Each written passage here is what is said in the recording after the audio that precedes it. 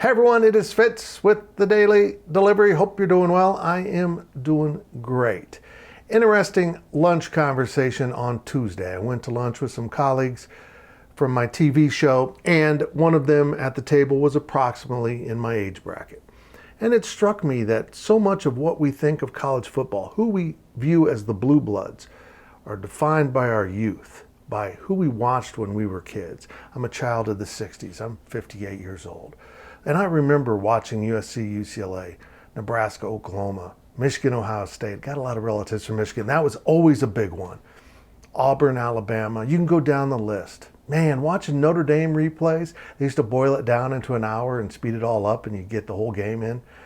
Those were very formative years. And as I've written about in one of my books, the most formative years for college football were the mid-40s, when all the GIs came back from World War II on the GI Bill, and those universities that allowed those guys to enter college and play college football are now considered the blue bloods.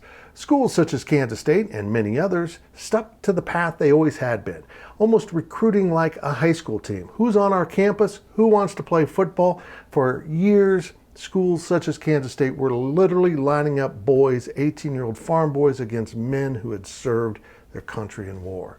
And that's what defined great football programs as we spilled into the 50s and the 60s and the 70s.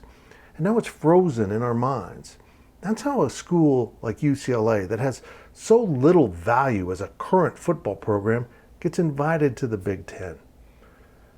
I did a little research on Tuesday, which is odd for me, and I found out that Kevin Warren from the Big Ten, Greg Sankey from the SEC are exactly my age, born in that 63-64 window. So all of their memories from college football in their childhood are probably defined just like mine. They remember these teams. They value those schools. And I'm struck by this. My colleagues who are 20, 30 years younger than me, or even more, are going to have completely different thoughts about the college football programs that are great in their minds, particularly when they become my age. What will their memories be? We end up being prisoners of the past so often. We often cling to those things that seem important now because they were important then.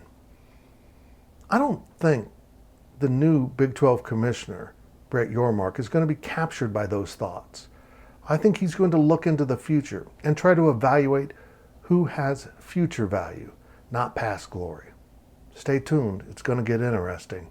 We continue to follow it at GoPowercat.com.